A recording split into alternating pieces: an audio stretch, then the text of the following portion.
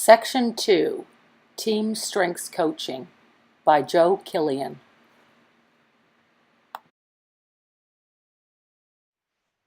What's the best team you were ever on? Well, for me, it was my high school baseball team. There I am, full head of hair under that hat. Number 3, I was the starting shortstop of our team that was undefeated. We went 14-0 my senior year in high school. We had a group of guys that had played together for a long time, and we had a great coach who allowed us to use our strengths in a way that maximize our effectiveness. And so it demonstrates that we can see in sports teams very frequently those that we hear that example of. It isn't just a set number of really strong individuals. If they don't function together as a team, they're not necessarily going to be successful. So strengths coaching is something that we do to align strengths. And this is one of the images that Joe Kavanaugh shared with us in our team strengths coaching session, where he talked about the Clydesdales, the incredible power that each of those individual animals has when harnessed, pull the wagon, pull successfully towards a goal, guided to accomplish, in fact, great things. So it's important for us to recognize and acknowledge that teams can function more effectively when they are coached. The process of team strengths coaching that Joe shared with us was really fascinating because what we did is it gave everybody an opportunity to capitalize and reinforce what they had previously learned in their strengths coaching one-on-one. It also allowed team members to affirm one another's strengths. It allowed them, based on the way it's structured, after the individual, and I'll talk about this momentarily, to feed back to the individual how they observe, team members observe those strengths functioning. It also helps to build team cohesion and effectiveness. The way it works, and I'll use my number one strength, strategic, is the individual will start talking about the areas when they were coached that jumped out at them, the things that resonated with them in their strengths, the kind of the things that are highlighted. For me, creating alternative ways to proceed, to quickly spot relevant patterns and issues. That paragraph at the top of that descriptive few sentences there totally describes my thinking. Within this, I'm always able to sort through clutter and find the best route. And these other areas will be shared in the team coaching session by the individual so that they can understand, the group can understand how it plays out for them. It's important because if you find two individuals in a particular team that both have strategic, this is one of the more fascinating things that come out of team coaching. They can both have strategic, but when they talk about them, it is completely different. The strategic for one person, which is reinforced in my case by my ideation, my strong influencing behavior skills and relationship building skills, could be completely different, almost the opposite in the way it functions for somebody who has a lot of execution strength in their signature strengths. So it's really fascinating in that team environment when individuals get to see how they operate that way. But most importantly, the individuals receive feedback from their team members, their teammates, on what it is they have observed in these individuals' strengths, which is a powerful affirmation for the individual.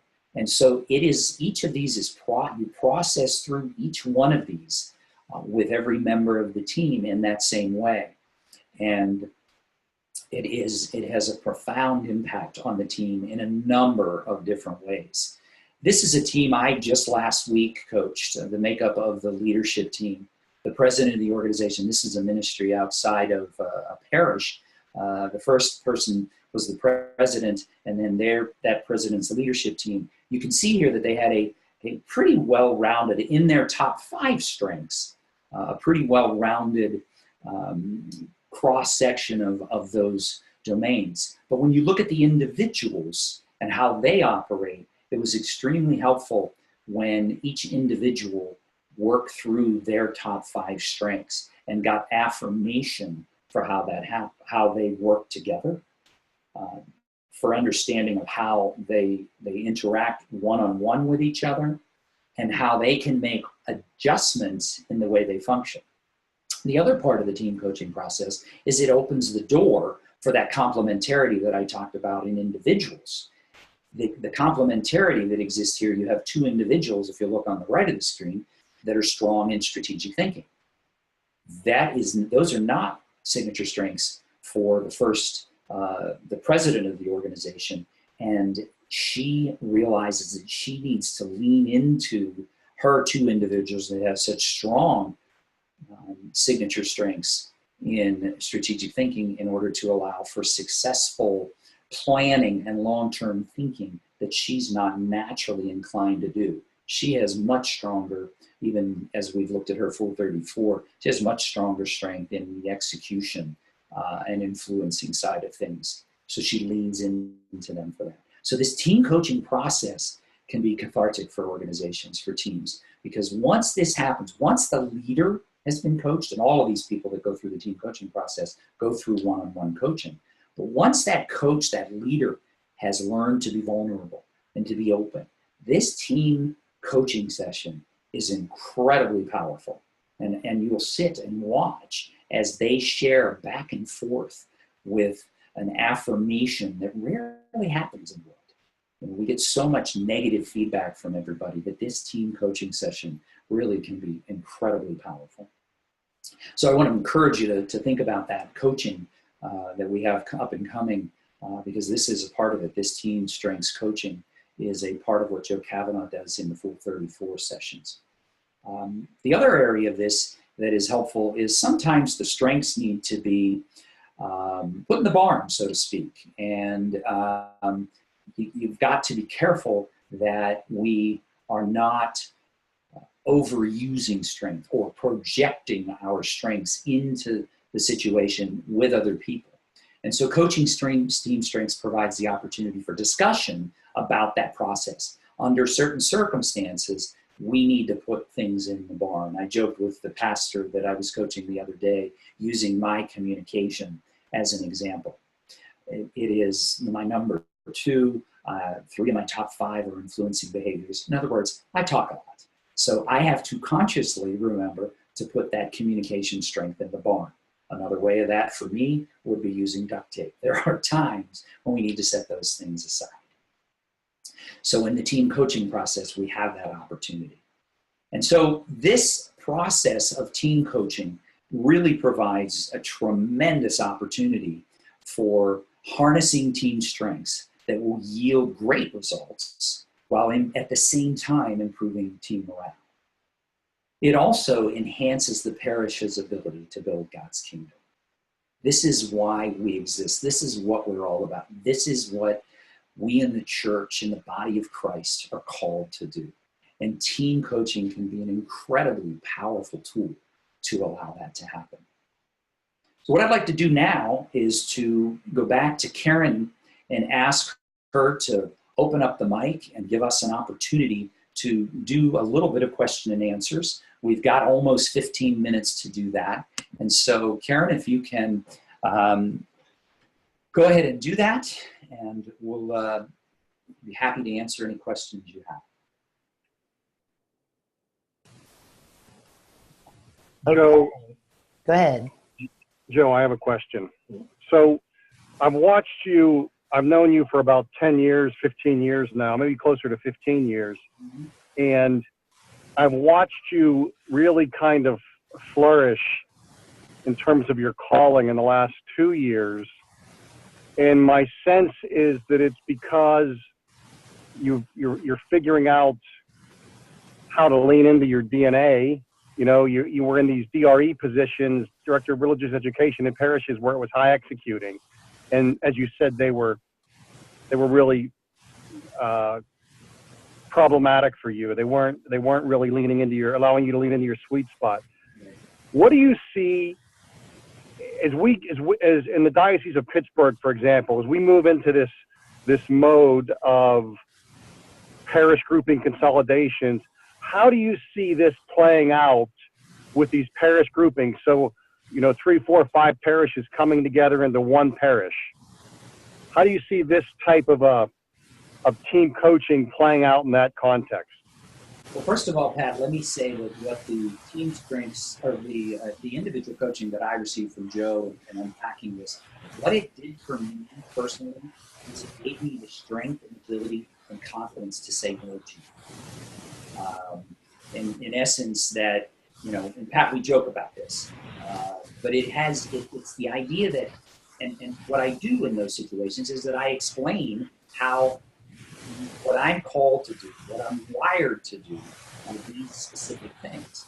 So the same is true as parishes are now consolidating, certainly in Pittsburgh Diocese, where we have newly formed, brand new formed as of this coming October, parish staffs that are going to have a tremendous task ahead of them with bringing these new parish formations together. Team coaching forced through the strengths, and especially in that setting where they get to affirm one another's, what a way for them to learn who each other are, is individually, what their strengths are, to begin to build that trust that is so important in allowing them to be successful as a team first, and then as a parish as they roll things out. So the opportunity would be greatly missed if we can't reach these parishes as these new teams are formed. It is imperative that we press into as many places as we can, as many parishes as are willing with this team coaching.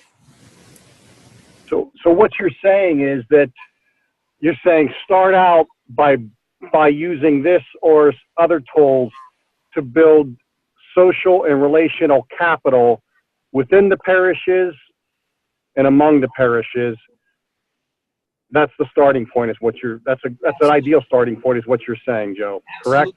Absolutely. The Human Formation Coalition is, in its formation and coming together, was about this human piece, that we need to be human first as ourselves, as God created us, but then the idea that we are human with one another, the relational piece, the social piece that you just referenced, Pat. Yes, that is so critical. The 4 pillars, we need to fill the gap that exists in that human element. And so, yeah, that I believe is imperative for the successful navigation of what is going to be a tremendously challenging time for the parishes.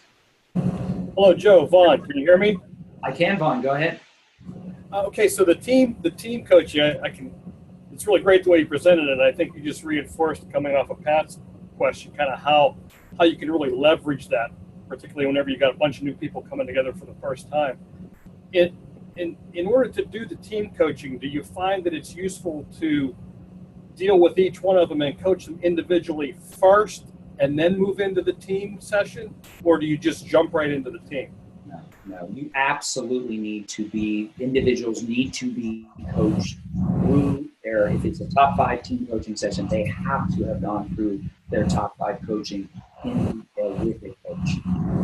You really cannot jump in there and expect people to be unpacking that in front of everybody else. It just doesn't work. And so we are trained. That's part of Joe Kavanaugh's training.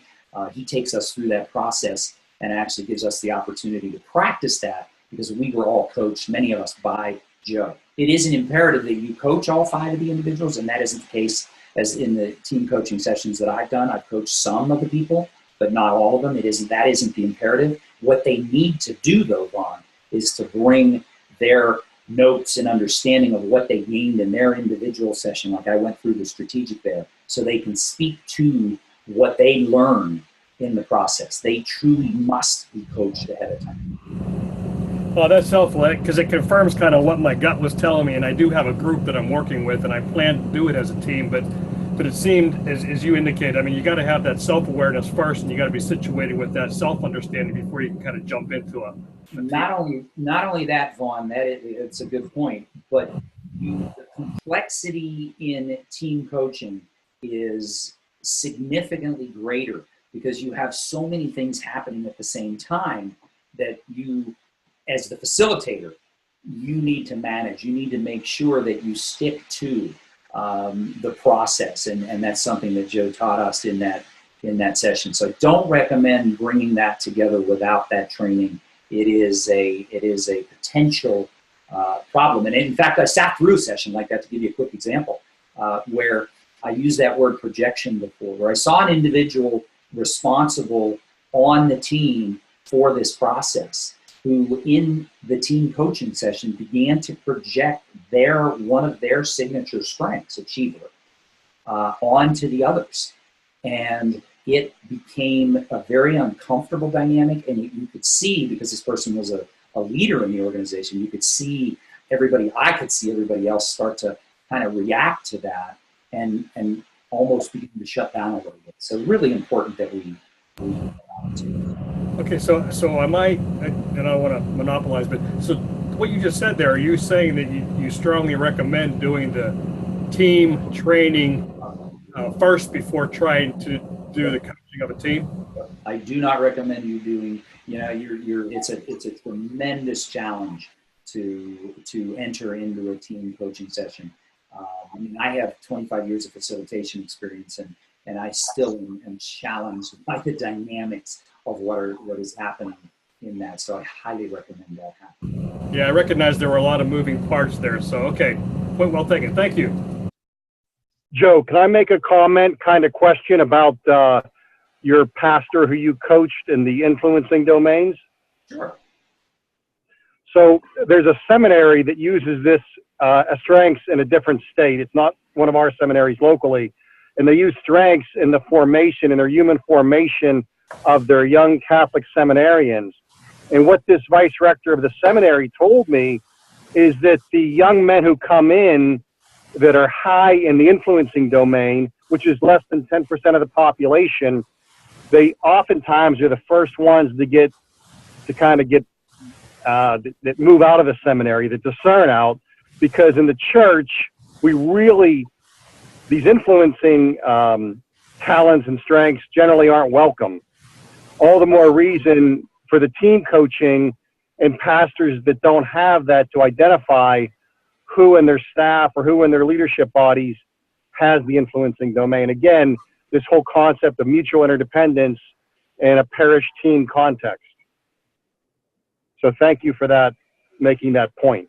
Oh, you're welcome. And I think that's the opportunity that exists for us in the Human Formation Coalition. And as we have additional people, we've got this session planned for those of you that are obviously been through the training sessions. We've got another one coming up in September. So if you have folks that want to be trained through that first 5 strengths coaching, as well as the APES, the opportunity is tremendous. The need is going to be huge, and it is.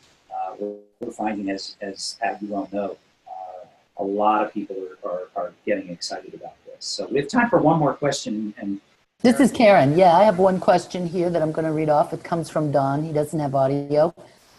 He says, I understand the importance of the strengths, but are there any measurable results that coaches can set and achieve? Some of this seems a little ethereal without definitive results. I like Pat's emphasis on relationships, but how could something like this be measured? How do we know we're making real progress? Thanks, Don, for that. Yes, thank you, Don. And the experience for me as a coach over the years is the engagement of the individual. And so the team coaching side of things is relatively new for us here in the Human Formation Coalition. I've had a lot of experience outside of the strengths coaching, but I'll use the individual pastor that I'm talking about, where when we coach people over a period of time, they should be telling us that they're experiencing greater impact in their role, as in this case, as the pastor of 2 parishes with 3 specific sites, this individual I'm working with. He is giving me the feedback in our conversations about where this is making a difference. He's coming to me with both his success stories and his frustrations, and leaving the training sessions with an active plan to engage with his parishioners, with his leadership team, to continue to develop and grow them as a team and as a parish. So I think there is an opportunity, while that is somewhat more of a subjective assessment of what's happening, I think there's probably measurement that can be done with engagement. Ultimately, we can look at all kinds of things. When it comes to stewardship, the time that's being given, for a parish that's growing and being successful in this process, we can see the stewardship, time, treasure, and talent happening. Those are the measurements that we're really looking for. The fruit of the Spirit is where we should see the true impact in this. You got to remember, this is about God's kingdom. And so we can use those metrics and measurements, but really the fruit is what we should be seeing over the long haul. Great question, Dan. All right. Thank you all for joining. Thank you all for the questions. I want to remind everybody, we do have 2 sessions in a row coming up done by Joshua Miller on his book, Unrepeatable. You'll get the invitation for that soon. And I would also encourage all of you, if you have any feedback on this particular session, you can respond to Joe, or you can respond to the invitation you got initially to this, or if you have other topic ideas. We're always welcoming that. We have a meeting coming up to schedule future topics, but this happens to be the next one from Joshua Miller, and there's his book if you want to order it prior to the first session, which is in 2 weeks. Thank you all. Appreciate it very much, and you will find this if you want to pass it on to anyone. It'll be up on the website by next week for others to benefit from.